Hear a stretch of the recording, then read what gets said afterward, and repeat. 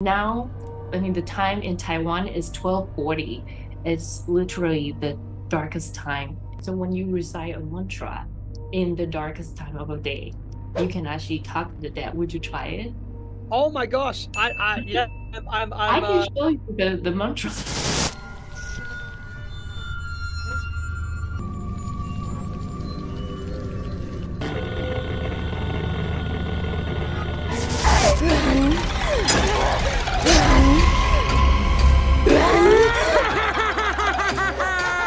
Hi Danny, this is Lisa from Top Movie Picks Taiwan. And first of all, I would like to do this. Like, oh no, get away from me! Blow it out to close it. Put your hand on it.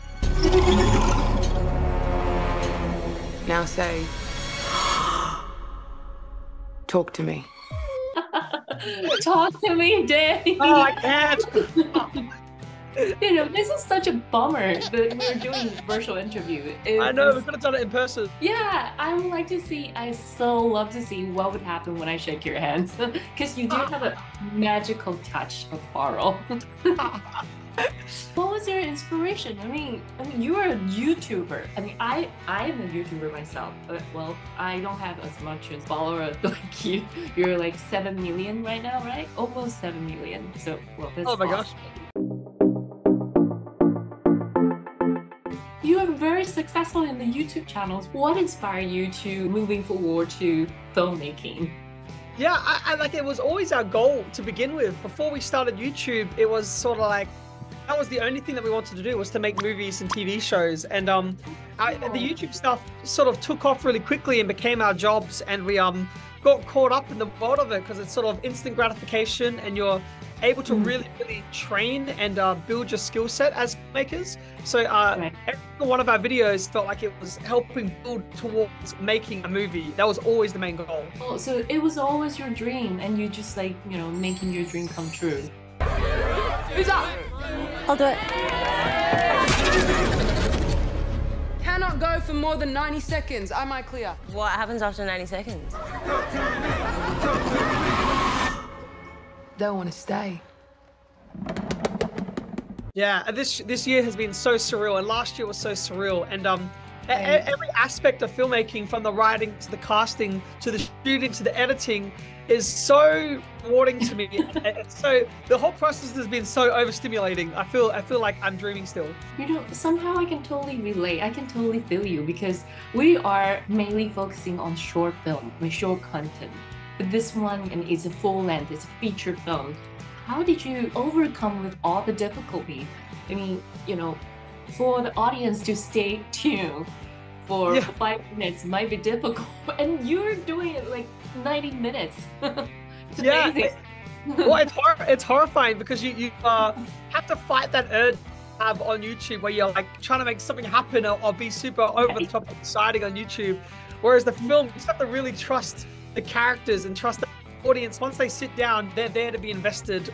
So it was scary, and in the editing process, we cut out 20 minutes of character stuff to keep the plot moving and keep the film moving because we're terrified of boring an audience. Especially you're doing horror films. Come on, why did you go to the horror films for the first feature films? What inspired you to make that story? I mean, make the story of all the possessions and, you know, talking to the dead. Was there any like real life experience for you to make such topic? Oh my God, there's the entire writing process was expressing a whole bunch of things that were scaring me personally.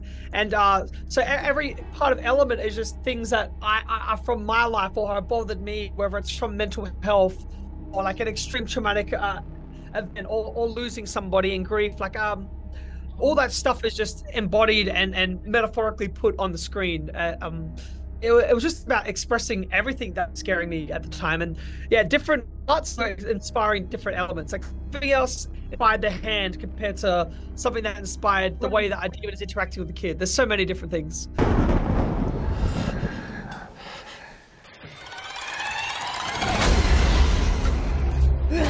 Why the hands? I mean, we do have similar things in Taiwan. There's a practical called 观落阴.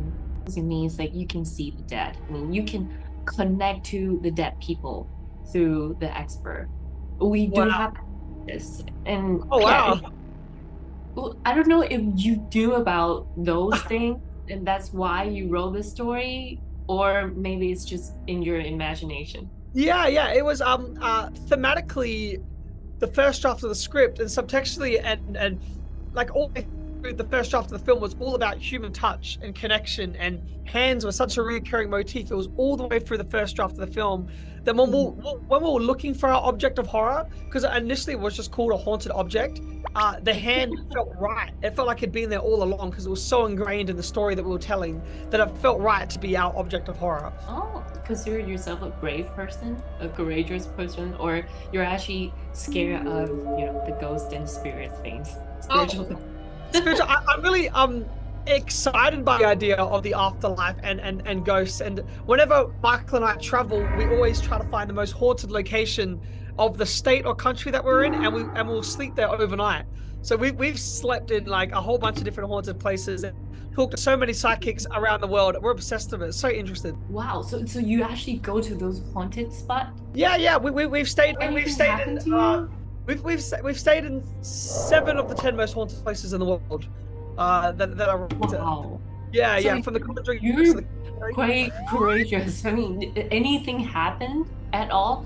Any supernatural or things you can explain? I literally know, which is a bit of a sad thing. Like I'm interested in something happening. I'm so curious about something happening, but I haven't experienced anything at those places. But my one story of like something I couldn't explain was our grandfather really helped raise us, and he would take us to school, drop us back. He lived with us, and so it was always comforting hearing him come home at night. So he would go out and would come home at midnight, and I always remember feeling really safe hearing him come home.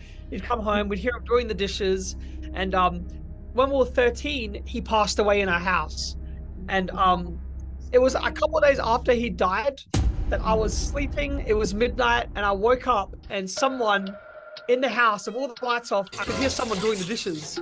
So I heard that. And then in the morning when I spoke to my sister, she'd heard it as well. So that scared the crap out of me. That was like a little bit comforting, but really terrifying. So I could never explain that. But who knows? Maybe my dad was doing the dishes with the lights off. I don't know. It is so warm to know that your grandpa actually visited you, right? And that's one side of it. The other is he's dead. So what the hell is happening? So yeah, it was both comforting and terrifying. But seriously, the reason why I mentioned that is because Taiwan has a reputation of making horror films. And all the horror film crews I have ever talked to, they experience things unexplained when they're shooting or producing the film. Even us, when I do the interview with, for example, the directors of the horror films, they have some personal encounter with, you know, spiritual stuff. So that's why I'm asking. But you didn't have anything. There was one thing on set. There was a hospital that we were filming in that was like it was shut down. It was getting renovated. That was apparently haunted. So once the security guard left and the crew had left, we would hide, and then we would come back and we would all have slumber parties in the hospital in the haunted rooms. And then one of the night we heard something from another floor, but I don't know what it was. Supernatural. It was an old building, but we did hear something in one of the nights, but I don't know. Wow. And that was in Talk to Me? Can we? That was in Talk to Me. Yeah, in the hospital. So that's the hospital. Okay, definitely look for the hospital. Wow. Well, that's cool. And you know, I wanted to share with you something. If there is a mantra that you can recite and you can talk to someone, talk to the dead, because you know now, I mean, the time in Taiwan is 12:40. It's literally the darkest time in the lunar calendar. We call it 子时. It's 11 p.m. to 1 a.m. So when you recite a mantra in the darkest time of a day, you can actually talk to the dead. Would you try it? Oh my gosh! I can show you the mantra if you want to try. Yeah. What is it? Me. Yes, I'm so keen. Really? No, I'm joking. I'm totally joking. I'm just testing you. You are good. I So- was like, are you about to get haunted? Because it's not the dark hour here, it's the dark hour there. So Totally, no, that's why I'm kidding. Well, some part of the, I mean it when I say that it's the darkest hour right now. It's 12:40 a.m. in Taiwan, so it's the darkest hour. And I meant it also when you can recite a mantra.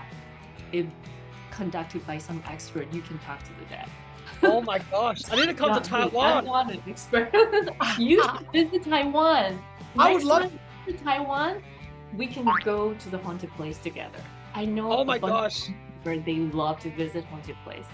Now, be careful. If you say that, I will follow up on it. So if you're being serious, I eventually will come to Taiwan and we'll hit you up.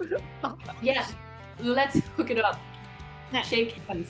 It's a deal. Handshake. I'll get your email address after this. Yes, definitely. I will send you an email. Just make sure to visit Taiwan. Love you. It's nice talking to you. Give me your email Nice talking to address. you. Thank you, Danny. My colleague, because Stacy couldn't get in. I don't know Well, why.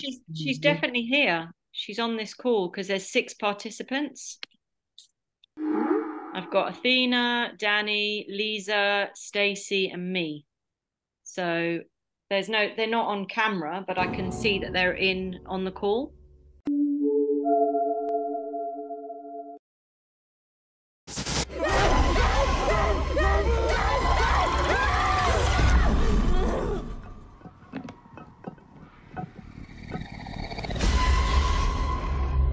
别忘了订阅我们的频道，打开小铃铛就不会错过任何精彩内容，随时上架。我们下回再见。